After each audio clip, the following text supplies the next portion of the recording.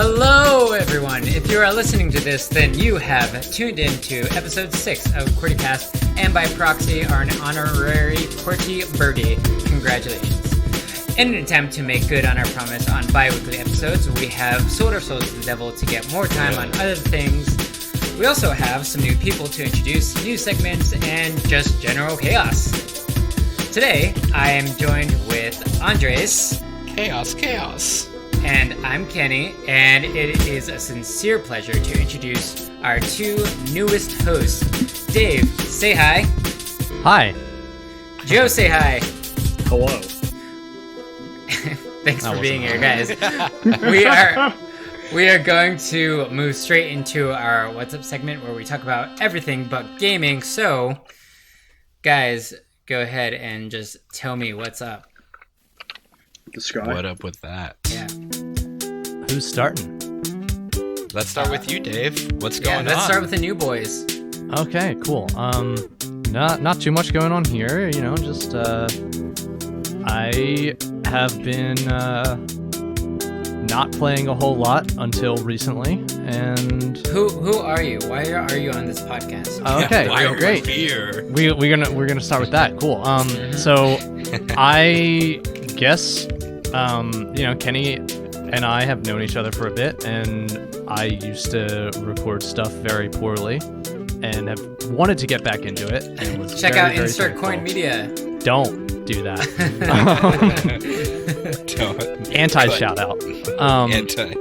So I just wanted to start recording again, and thankfully you guys were kind enough to welcome me on. I used to play a lot of games in my basement at home, and then when I really wanted to play indie games, I built a PC, and that's why I am really into indie games now. Nice. And Thank you Cam for joining and us. Steven are obviously both busy with various things, but Steven's actually doing a game jam, which we're going to talk about a little bit later. But before that, Joe, why don't you tell us about yourself? Fuck, you put me on the spot already. I'm not ready for that. Hello, everybody. Fuck. Yeah, On not the easy. spot. Yeah. Yeah. I'll be well on the spot. Fuck me. Anyway, so I know Kenny from work. We actually work together. I'm a waiter there, and he's a tech.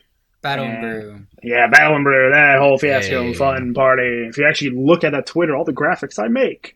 Hey. Yeah, Oh. I make all of them. Did you make the logo? No. Oh. That logo was made in like 06, 07, something like that. I don't know. Wow. Brian doesn't tell me these things anymore. But yeah. You Twitch stream. Yeah, I do Twitch stream. I'm actually live right now for this. Live right now on the Twitch. Yes. Because it started right as my stream started, so I'm like, fuck it. Might as well. Yeah. And, over there I just kind of stream whatever the hell that I really want to at the time. Mm-hmm. And right now they're playing the MMO Star Wars The Old Republic. Yeah, that game's still alive. It's still active. And it's just Nice. as fun as you can imagine. Nice. And been on So, that fun little ride. Oh. so the question that we've been asking, that we started with when we first started the podcast is, what was the first game that you've ever played? And I'll start with you, Joe, since we're already on you. First game I ever actually played, I'm not going to go with the default Mario or anything on the N64 because, everyone played it.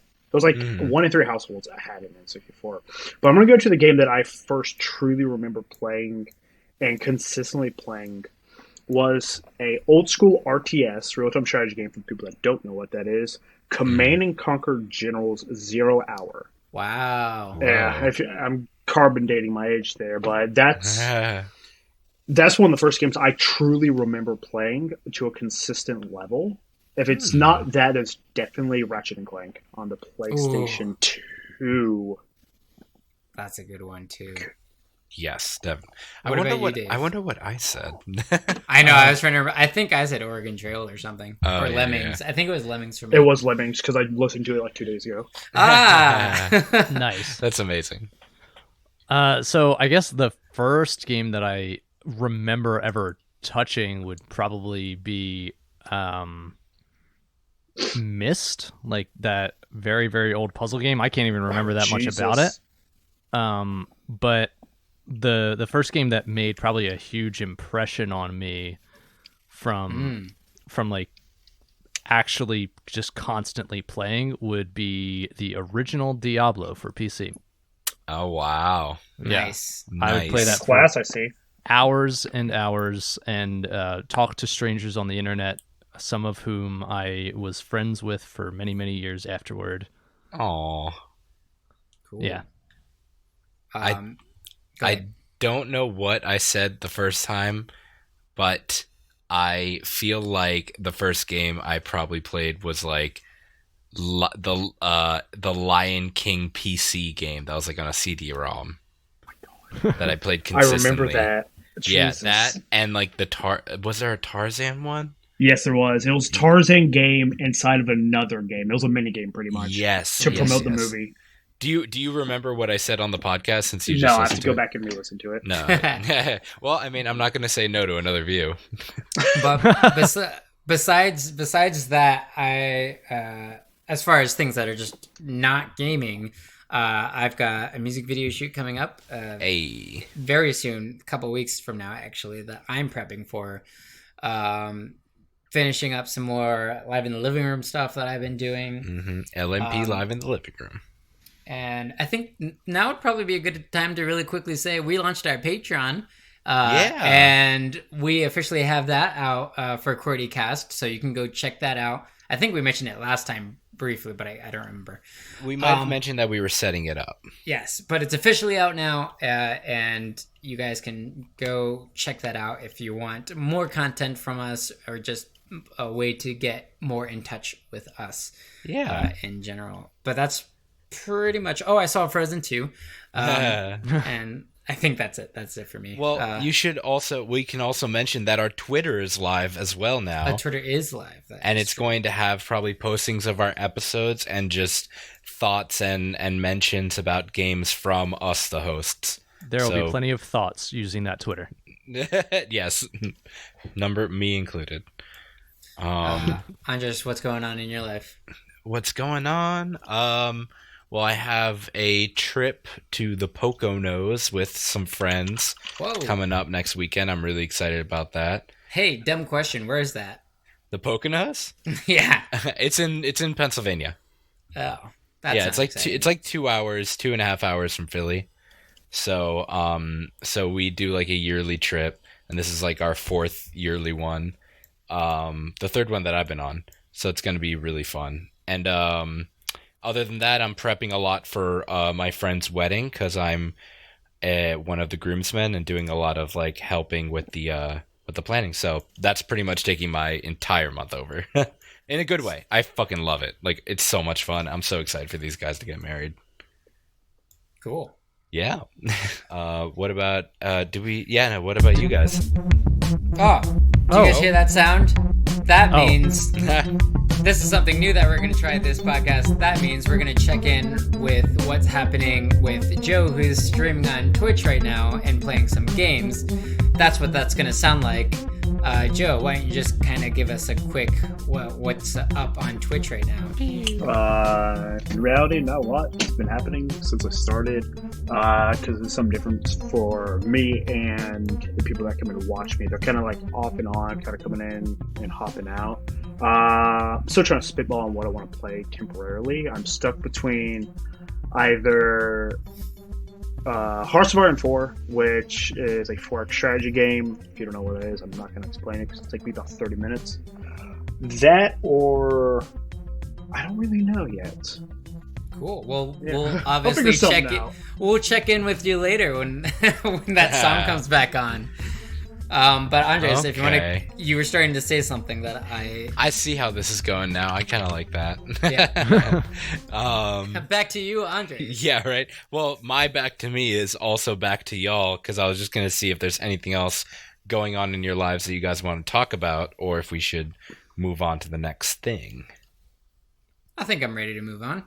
I'm pretty much ready to move on. I'm trying to plan some trips, but we'll see how fruitful they become. Nice. Fingers crossed. Cool. Well, then, without further ado, this week we played a game. And that game was called Lovers in a Dangerous Space-Time.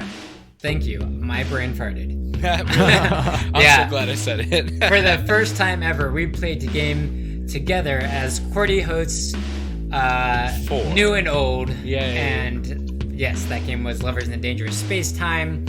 Dave, why don't you tell us about that game? Oh, okay, yeah. So the game is. No, I'm all ready for it. The game, it's very co-op focused action space shooter and can host up to 4 players. You have to kind of frantically run around manning turrets, some sort of automated shooting device, the thrusters and the shields, so that you can survive while you explore space and rescue some very nice buns and restore love to the galaxy. Hot cross I like buns. to think of it as Overcooked, but asteroids. They're very loving buns. They are. They hug are. and kiss, and they're super happy to be saved from cages. As would most bunnies. Yeah, that game was hectic as hell, and I didn't even realize that we lost so much health when we died. Oh yeah, we just like died instantly. We were like, Yeah. ooh, present. I noticed it, but that was mostly because I was not being a good pilot. Just like also, anxiety. very quickly, there's a teeny tiny chance that that specific instance we're talking about might not happen the same way because we had a little technical difficulties around the end where we lost some stuff, but we're gonna figure it out. And by the time that this episode is out, we'll have an episode of that out, and you'll see just chaos and craziness either way. Exactly. Yeah, but I really enjoyed the game. You got to upgrade your weapons, and you could combine upgrades, which made weapons really cool. That was so cool. I think my least favorite upgrade was probably that heart rocket that moved very slowly. That thing was awful. Yeah. It was very confusing to control. Yeah. After at the top, but I started getting used to it. I don't know. Definitely not my favorite. I don't know. What else did you guys think of it? I think it's important to mention that it was a Game Jam game. Yes. Let's talk about Game Jam. Okay. Sure. What is Game Jam? It is you make games. Yeah. So is it 48 hours? Correct me if I'm wrong, or is it just 24? Where just people make a game with collaboration. There's a lot of learning, and it's, I assume, supposed to be mostly open source, so that people can tweak around with everything. Hours. Okay, yeah. so 48, and it's not so much a competition as it is just a way to connect all these people who just have a huge passion for games like we do, and give them a chance to show off their creativity in a unique way, but with a short time period as well. So a game jam is basically a LAN party that's really productive. Yeah, probably. LAN party. Okay, cool. They also have themes, I learned, and the theme's not released, I guess, to the public until everybody has started. So the last people to start are the people in Hawaii, and once they start working on it, then the theme of the game jam can be tweeted out. At least that's how the global game jam works. That's cool. I believe, if I'm not mistaken, Steve is actually... Wait, did you already mention this? That Steve is in the game jam right now? Yeah, he's participating in it. Yeah, and hopefully we can get some cool info on that when he comes back. Yeah, I hope so too. Maybe we can even play whatever he participates in. Mm-hmm. Indeed. That'd be cool. Didn't they post it to the Discord? I think they posted, what they currently had so far. Yes, and I checked that out, and it was really interesting. Oh, not found. Yeah. Never mind. I mean, they're probably still working on it, but I'm sure we'll get an update once they're done. Exactly. And if you're listening to this and you're curious about what that is, feel free to pop into our Discord, download the app at discord.com, and it's free, and you'll get to interact with us more and see the games that we're playing and talking about. And that Discord is? colon it's just Qwertycast. Well, I mean, they need a link. Oh, But true. the They link's- need an invite. The link's going to be in the description of the podcast. Yeah, There you go. and it should probably be on the. It's probably on the Twitter too. If Right. not, it will be. Yeah. Lovers in Dangerous Spacetime, developed by Asteroid Base, is what they're called. Oh, that's fitting. Yeah. It is. The designer Matt Hamill described it the development as an accident because he wanted to create a game for a game jam that was supposed to be this small 3-day thing, but after the jam was over, the development team wanted to continue on the concept, and they sought to avoid like the default gunmetal chrome cyberpunk textured look. And they stated they wanted to go in the opposite direction, and focused on a brighter aesthetic, which you'll see in our playthrough of it. Kind of, and what they cite as they cite Sailor Moon and Katamari Damacy as their kind of inspiration for that. I can absolutely totally see that. Yeah. But yeah, super cute game, super fun, up to 4 players. Is it local only? Local I believe multiplayer? that is the case. Yeah, I believe that's the case. But we made it work with Parsec. Parsec. We sure did. For you, did we both just try to do an ad? Parsec. Yeah. Give us money and we'll shout you out more. Yeah. A second time. More than that we're already doing. 'Cause I'm pretty sure we've talked about it on the last playthrough when we did Pummel Party. True. I'm sad I wasn't a part of that one. Part of that pummel party. Oh yeah, no, we're gotta gonna have play to that play that again. again. Whoa. Oh shit, it's that time. Joe, Ah! Joe, come in. Ah! Jesus, is that you? My No, time come? once again, Fuck. yeah. No, Yes. it's just the Qwertycast. Oh, hello. It's Joe Oh, again. right. Tell me what's going on in your on Talk Twitch about now. chaos. What are you playing? Game Also, called- quickly tell us about what you thought of Lovers in Dangerous Spacetime. I really enjoyed it. I want more of the game. I really want a lot more of that game to come out. I want them to expand on it a shit ton. I thoroughly enjoyed that. Sweet. I mean, I think there was quite a bit. I felt like there was a little bit more for us to go. Yeah, definitely. Maybe more. I'd be interested to see more in the way of upgrades and difficulty. Mm-hmm. Yeah, I it seems like there's plenty that we didn't get to explore. I like that they introduced things a little bit slower after the tutorial was done. Mm-hmm. Right. And now that we have done like a round together, the next time we record us playing, we're probably going to be literal veterans as the difficulties described. Yeah. Mhm. But yeah, Joe, Sure what's will. going on Twitch right now? So I finally decided on a game to play. Nice. Finally. It is a game called Northgard. It is another... Please go build that.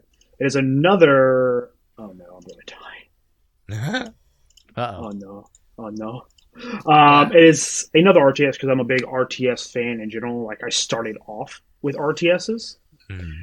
And it's based around the Viking expansion. Like, expansionism from Norway, Sweden, and part of Denmark into the West, Greenland, Iceland, Canada, the now US, and some parts of Mexico. So yeah. Sweet. Cool. Let's Cool. Well, we'll check back in with you later. Maybe you'll be playing the same game. Maybe it'll be a different game. I'll probably be still with this. Okay. Nice. Cool. Okay. Guys, what else have you been playing Pretty much what I do. besides Lovers in a Dangerous Spacetime? What have I been playing? I've already talked about Neo too much, so I can't do that again.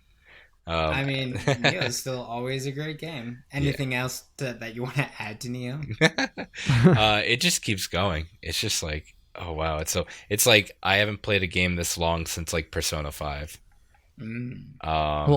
And Persona, oh god, when is that coming out? I know it's not indie, but Persona Royal should be coming out like within the next couple months, and I'm so fucking excited.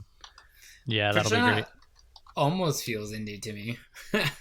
But just because I feel like not a lot of people know about it. Really? Unless Atlas you're is- like... Good.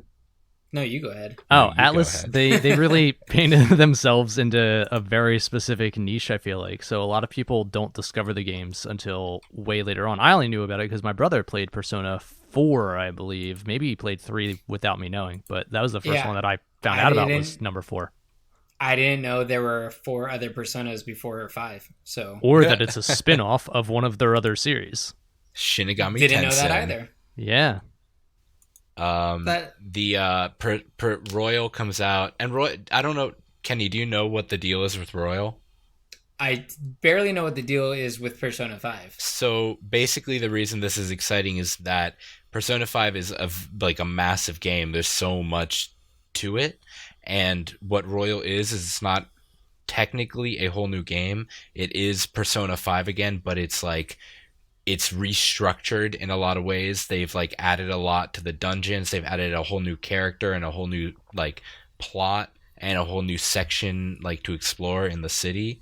And so they've added it's almost like Persona, the game plus a whole DLC that's already been added into it. And I think it changes the method of how the whole game goes as well. I'm not too sure, but it's just it's interesting because you get to play more with the same characters, whereas every other Persona, it's a different set of a different cast. So, I assume you'd want to start a new game because of all the extra stuff, but is this you have to start a new game kind of thing? Because it's you have to start a new release, game, right? Yeah, and you're not pulling your old save data over or anything. Right. I will say, I'm a little bit sad because Persona is a game I wish that I could play on the Switch. Oh yeah, definitely. I mean, they're coming out with that interesting version of Persona that's I can't remember what the title is, but it's basically damn, I'm terrible at explaining this right now. You know those how they made a Hyrule Knights, which is it's a beat 'em up. Yeah. What are those games called? Beat 'em ups? No, yeah, but when you have a lot of NPCs that you're fighting all at once. Hack and slash? Yeah, pretty much a hack and slash. Okay, that sounds cool. There's a game coming out for Persona on the Switch, but it's a hack and slash like that with the same characters, and I think it's technically a canon, sequel. Oh, nice. And it's coming out for the Switch, so there's going to be a version of Persona, but I don't think it's going to be the same kind of thing. Well, Sweet. yeah, so that's Tokyo Mirage Sessions for me has been that where it has that same play style as Persona. So, and that is on the Switch. It's an older game, but it just got remixed, I guess, is what they called it.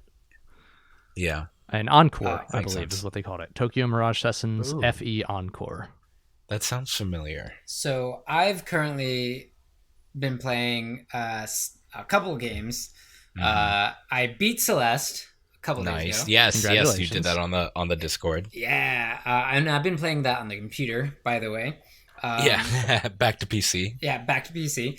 It was super, from beginning to end, such a great game, such a great story. I know I've talked about it a bunch, but I love everything about it. And there's more after the end, which I won't spoil. But if you're thinking of picking up and you're worried about there not being enough content, don't worry, there is. The other game that I've been playing that I'm really excited to talk about is called Frostpunk, and that is an RTS real-time strategy survival game where you live in the post-apocalyptic ice age, where everything's frozen over and it's getting colder and colder every day. There's a little bit of lore that you find out as you play the game, but your goal is to guide this city. You are the controller of this city, the captain they call you, and you have a generator in the very center that heats everyone, and you're trying to keep as many people alive as possible, starting with 80. I think I ended my run with maybe 200, but I got up to 300, 400, I think, maybe 500. I forget exactly, but it gets pretty crazy real fast because there's people getting sick, not just from like normal diseases, but like frostbite because it's so cold, and you have to make sure that people have heat in each of their respective areas, including where they work. And what else? There's also sometimes those waves of like immigrants coming in. Some are sick, some are healthy, or like when you have people who leave your camp because they're sick of your shit. They're sick of your shit. Yeah, they're like, you're a bad leader. But there's a lot of different things that you can introduce over time. Like you can have an explorer go out and look for more supplies or more people or more lore.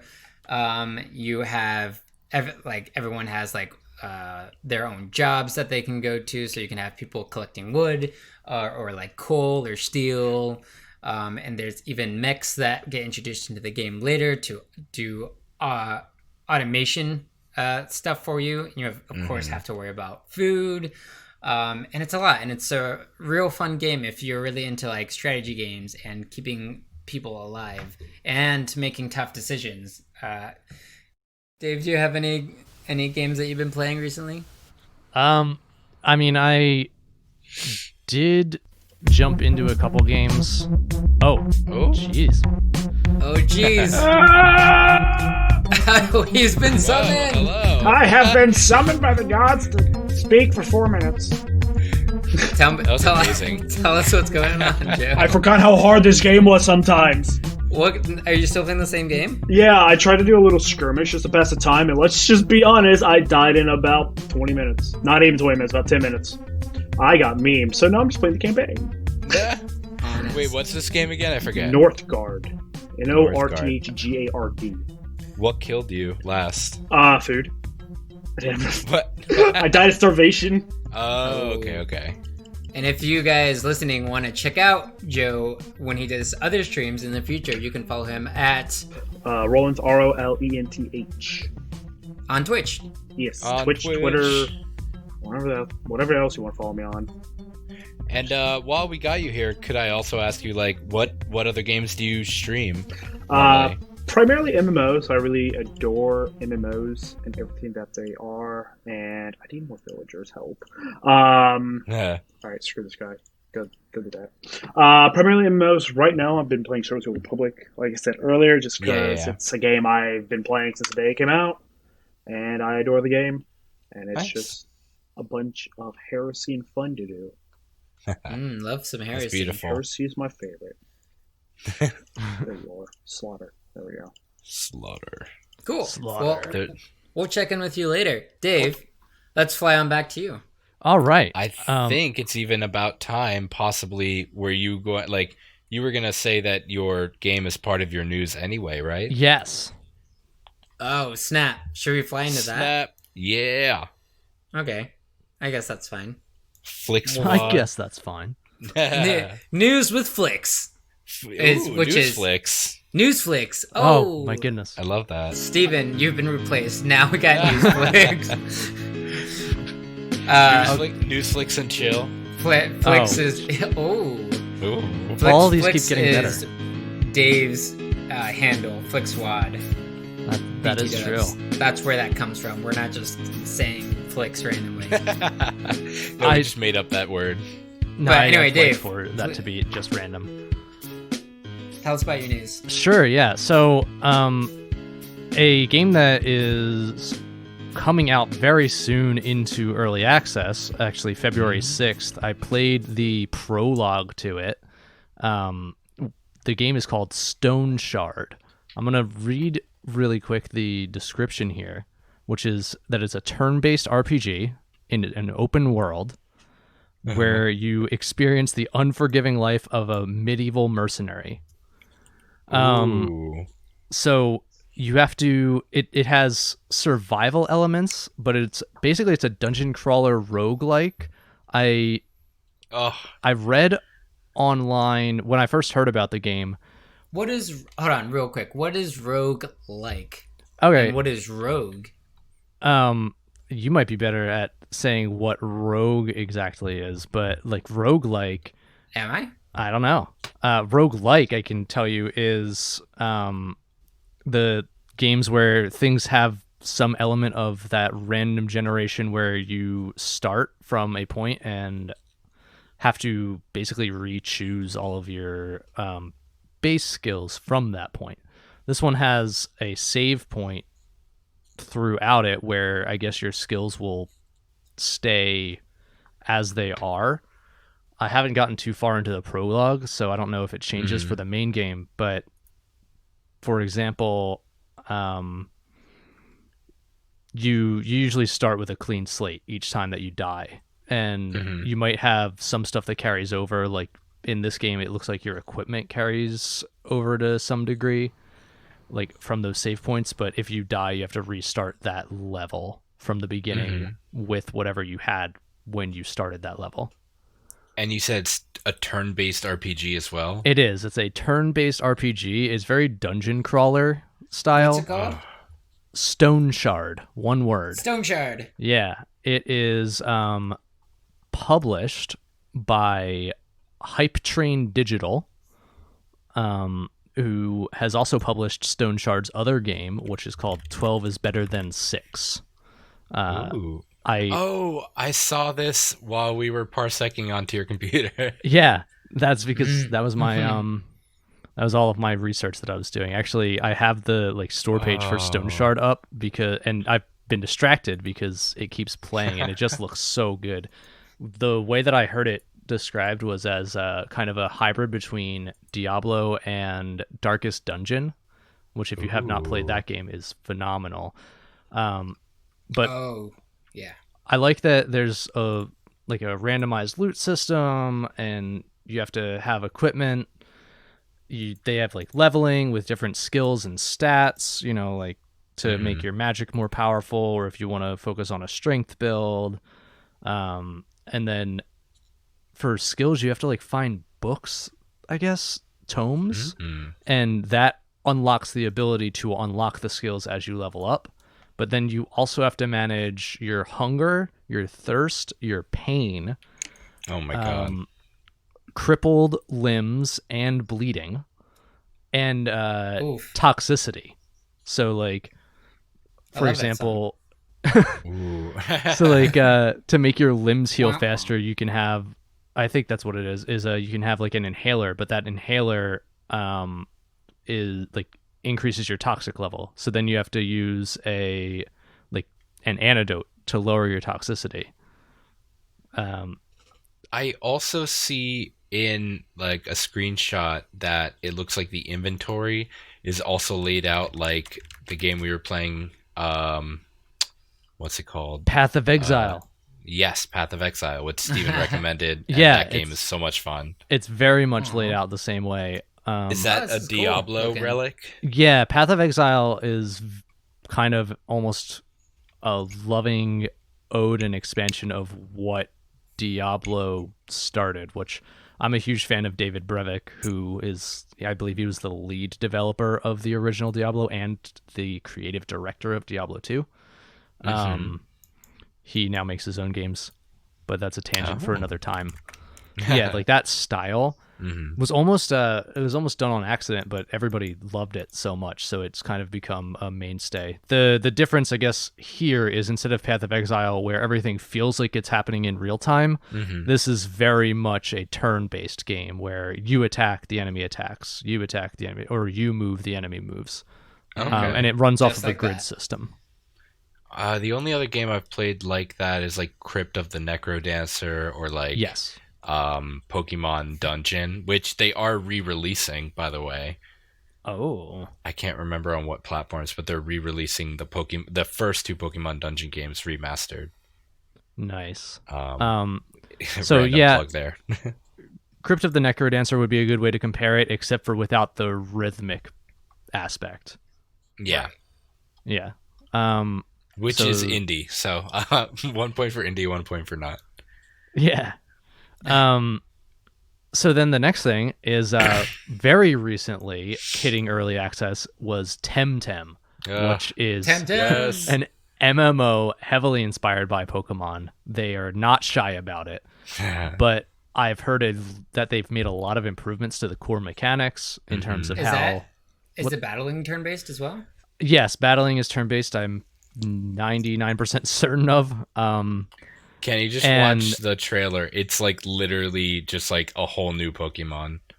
But like whole new Pokemon. For example, like the combat system, apparently they've tweaked in a way where instead of each move having its own set amount of points, everything pulls from a single stamina bar, and the move drains a certain amount of stamina. So you actually have to be really careful with what moves you're using and how that's going to play out to the overall match. So there's like an added level of strategy where you don't have to worry about your PP anymore, you know?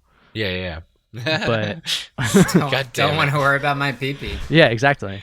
But you do have to worry about having to struggle and regain that stamina. So while you're fighting people, you might notice that they're using really weak moves while you drain your stamina, and then they just smash you right at the end. Oh my gosh, interesting. Yeah, I love that. I'll give it a peep. You absolutely should. The fact that it's MMO is what really draws me in. I know, right? Yeah, like, same. To play Pokemon with my friends in that way, I feel like is what everyone's been asking Game Freak and the Pokemon Company in general to release for years and years. For those of you that don't know, Twitch time. Really quick, MMO, massive multiplayer online, I think. Yes, massive multiplayer online. Nice. Joe, is that you? Hello, yes, the MMO god himself. Hello, that is me. Oh, he's back. I have been summoned. Boy. Indeed. Father, why did you leave me again? Not enough room in the car. Huh? Not enough room in the car. I bought too many Girl Scout cookies. I hate you. But I love Girl Scout cookies. Joe, what's the haps, man? My people are starving. Help. Oh. Oh no, not again. We could throw another one of our questions at Joe. Yeah, let's throw him. Throw it. Hit him. Hey, tag him with questions. Catch this. What kind of loser? What kind of what kind of equipment or software do you recommend people look into if they want to stream on Twitch? All right, so the first three things I'll heavily recommend, outside of the obvious, like have a computer. Yeah, fair. Just base three things alone to have, and I'm actually going to turn on my room light for this. So sorry, chat. Oh, there you go. Now you're all blind. First thing, a decent microphone. This is a Yeti Blue, not technically Snowball, whatever, Snowball, Blue Snowball, same damn thing. This was $50 at Best Buy. That was it. The webcam. There have been stats proven that people will watch someone with webcam over someone that doesn't, because you can build you can build a connection to them because they're like, oh, you see what they are like, you see what they look like. And some people that have like two different webcams, one for them, then one for, let's say they're pretty known for let's say Rainbow Six Siege as an example. They can have one on their hand to show the mouse movement. So the webcam will kind of show and give you a connection in relation to the individual. And the very last thing, which goes a million miles above anything I have said, get a decent mouse. Holy shit. I went from a $20 Walmart mouse to buying Corsairs. I don't actually know the name of this mouse off the top of my head because it's been many moons. This is an MMO mouse, so there's a bunch of buttons on the side. So it makes it so I don't have to stretch my hand across my keyboard. And that's what I recommend. Obviously, there's 17 other damn things I could throw out there, but those are my recommendations just to start. A decent microphone. If the microphone's under at least $50-$60, it's not worth your time. It's not worth your money. Webcam. This webcam, Logitech C920, $40 at Office Depot, comes out in 1080. Their new one, the C922, you can also chroma key if you have a solid background. Like I have one to people watching.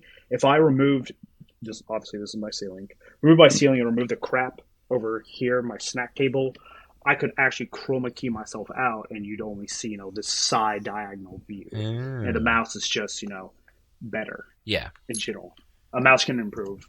a person so much. That's interesting. Yeah, I've learned a lot of stuff recently about ergonomics with keyboards and mice and like your basic desk situation. Cause like Mouse pad. Buy a fucking mouse pad. That's it. That's the last one I'm going to tell you. I have a 3-foot long mouse pad that goes across my entire desk. No matter where my mouse goes, it's consistently and always connected. That's beautiful. Yes. I have a mouse pad that has a cat on it, and it has glasses, and inside those glasses is outer space. And I'm pretty happy with that. That sounds like a very pro gamer mouse pad. Yes. Super pro gamer mouse pad. Oh my god. Come at me. Come at me. Actually, I see at our Twitter. Yeah, exactly. Add us at our Twitter. Oh wait, you were at us at Twitter. At our Twitter. Yeah. I see your cat mouse pad, and I raise you the pink cat ear microphone headset that I have from a friend. My friend Mick. Oh, you have it? Yeah, my friend Mick gave me. That's how I record these episodes. Is with pink cat ear headphones and a mic, because it's like I got it from a friend, and they're like, it's the best mic I have. Well, and it's beautiful. That's phenomenal. Thank you. Okay, Joe, we'll check in with you one last time before the podcast ends. Thank you for your Twitch info. Dave, let's go back to your news stuff, if you have more. Sure.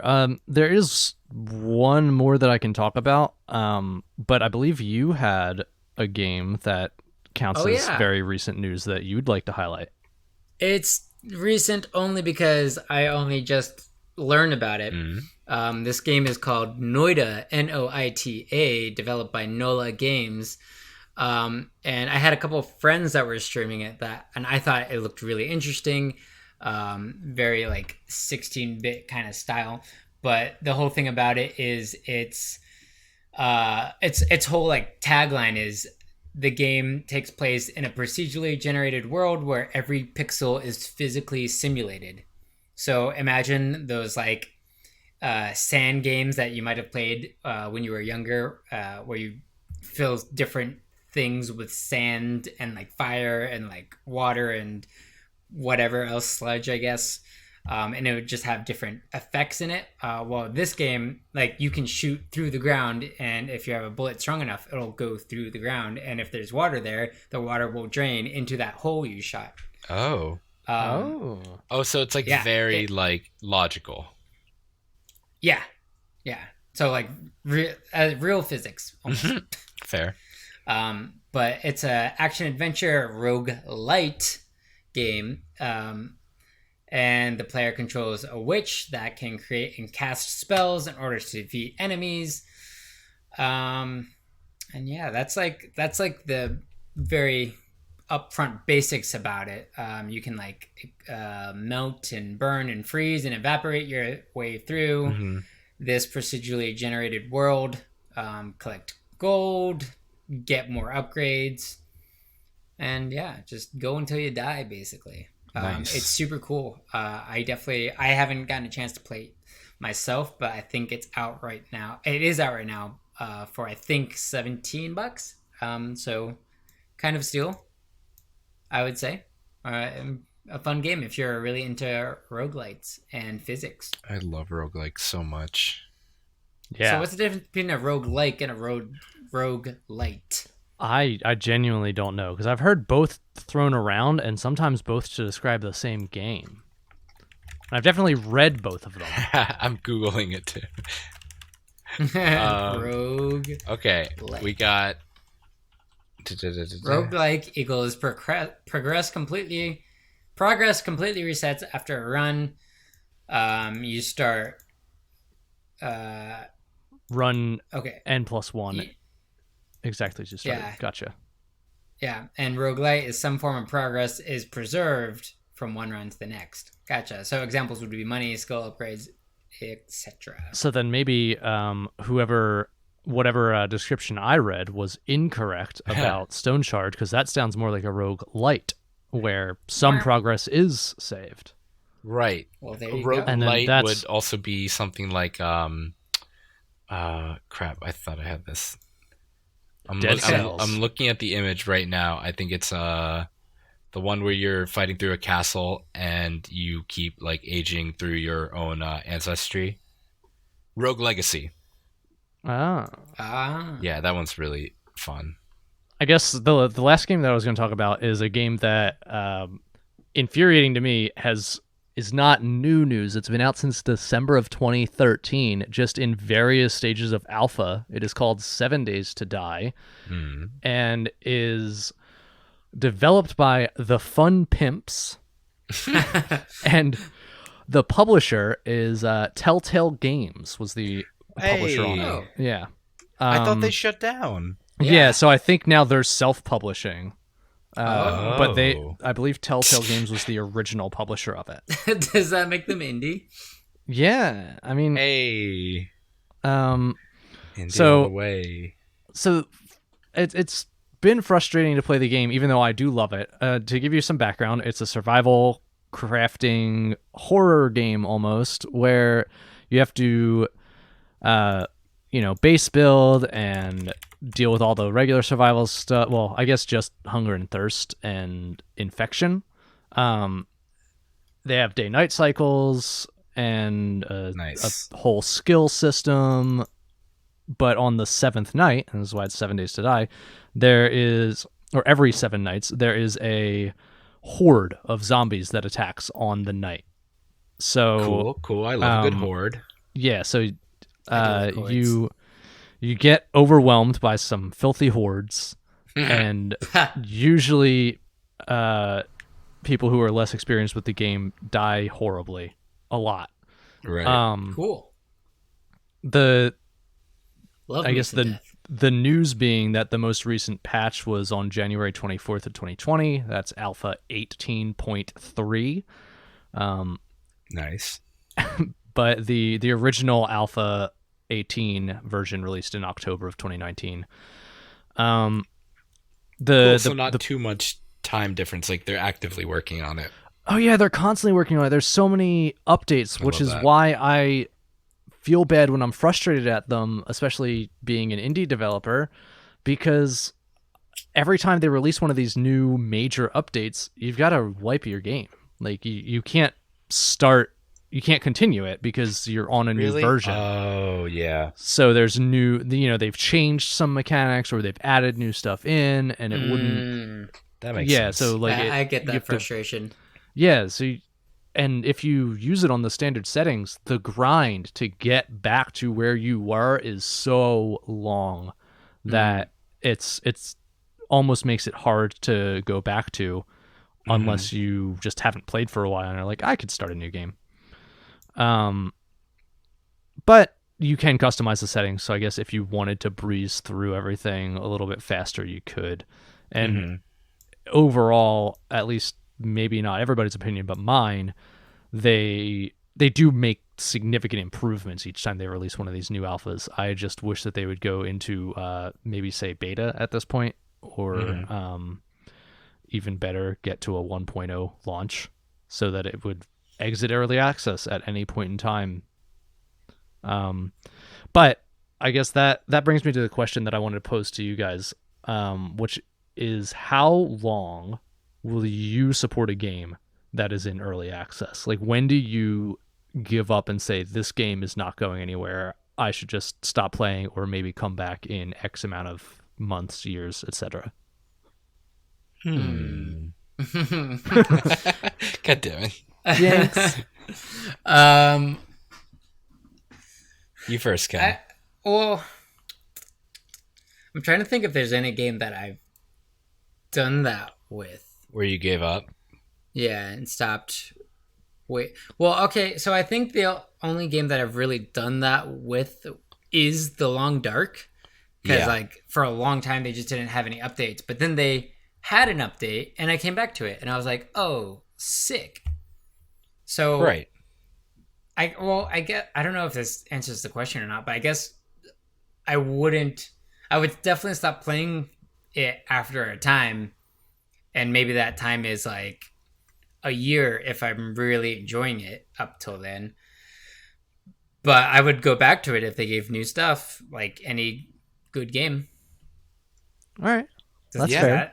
Yeah. Or like, I feel like at the very least, it doesn't take as much to just continue updating people on like the progress, especially if people are like supporting you. And I feel like, especially like myself, as somebody who has to create and publish media under like certain time strains, and like sometimes it's just on your own schedule, having the feeling of like people behind you and like having the deadline of like, I mean, yeah, like having people who are supporting you always helps, especially if you're communicating with them. Like, okay, cool. Well, it's just gonna keep pushing me to make more things for the game. But I can totally see it like stopping for a number of other reasons, like probably money, primarily most of the time. True. Right. Well, like, does like a significant change to a game throw you off? Like, you know, I guess like Fortnite's a great example, even though that's not Pokemon Go is a great example. Like when That's that true. first came out, and that was like all the rage for a while, and then all of a sudden they like, I think I can't remember exactly. I think they fucked up how you found Pokemon for a second, and then like everyone left it. Gotcha. But now I know a lot of people are still playing it or have picked it back up since then. Yeah, I have some they've friends added, who like play a lot religiously. of elements to it apparently.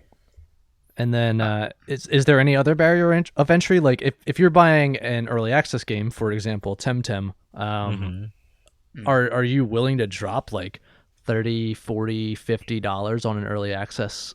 Ooh, that makes me think about what was that space game? No Man's Sky. Yeah, No Man's Sky. Yeah. There's a great example for you because that one, oof. Oh man, the developers, poor developers. I can Oof actually is talk a all lot we about need No to Man's say. Sky because it's a game I thoroughly enjoy. Hey. Oh, surprise, Joe. And usually it's a Hello. surprise for him. Surprise, I'm here. The music's Hey, like, oh fuck, I gotta catch up. Where am I going? Hey! I'm there early. You know what? It's fine. Just throw you on there. Hold on. Tell us what your all right, so- experience. No Man's Sky from the very beginning, it's exactly what they said that it was. It was a space exploration game. They said, openly they stated, oh, all the base building and all of that will come later on, and I am broke. Oh, okay, that's been damaged. Sure, sorry, I don't care. And then, what was it, a year and a half later? Here comes a massive update, which added base building, more styles of ships, more crap to do, because the backlash was so insane when people don't understand a exploration game. Hot take. Dude, I could talk for hours on how frustrated I am with backlash overall nowadays. True. But I don't want to die this down with that. Well, maybe that's the issue, that people want things too soon.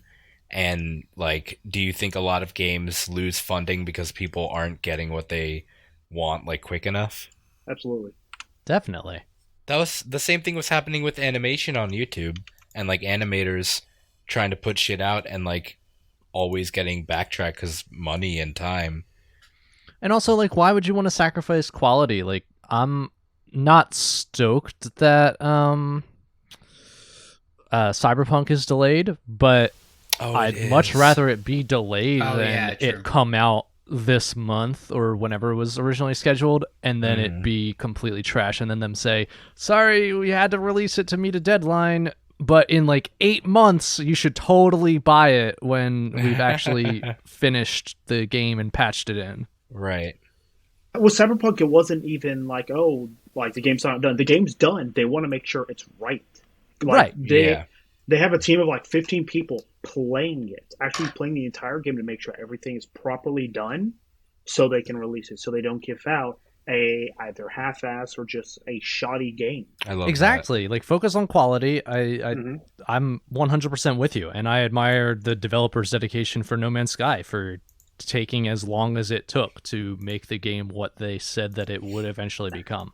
If you go look at the reviews on No Man's Sky from launch to now, you'll see how it's just a sea of red. Then they drop the massive base building and pretty much an expansion completely for free, and you see all the reviews completely flipped upside down. And it's insane. It is interesting. It absolutely is. Cool. Anything else? That's all I've got. That's all I've got to touch on in terms of news, I guess. That's the way the news goes. Well, perfect timing, because that's about all that we have time for. We are not doing a podcast game this time, as you can obviously tell. But if you guys have any thoughts about what you think a good time to give up an early access or not is, let us know. But also, we got some more last minute things that Andres is going to announce. Yeah. Well, I'm not sure if you mean other than our outro, like just thanks for tuning in. If you want to talk to us or support us, we're on Discord, we're on Twitter and Patreon at Qwertycast. Yeah, this stuff. If you want to email us for any reason, we're at Qwertycastmail@gmail.com. And a big thank you and welcome to Dave. Woo! Oh, yay. Thank you. And Joe. Yay! Welcome to Qwertycast, guys. Thank you so much for coming on, guys. We're excited to continue working with you. More, yeah. Anything else? I also am excited. And I will give you both the pleasure of queuing us out with Qwerty Birdies out, if you'd like. Oh, no, it's Qwertycast out. Oh, it's Qwertycast out. Oh, yeah. We're thanking the Qwerty Birdies. Yeah. Thank you, Qwerty Birdies. But and thank you really quick to our new Patreon subscribers that have already subscribed to us before we even released the thing. Calvin and Kyle, thank you so much. We appreciate your patronage. Patreonage. Patreon, it's A, that's good.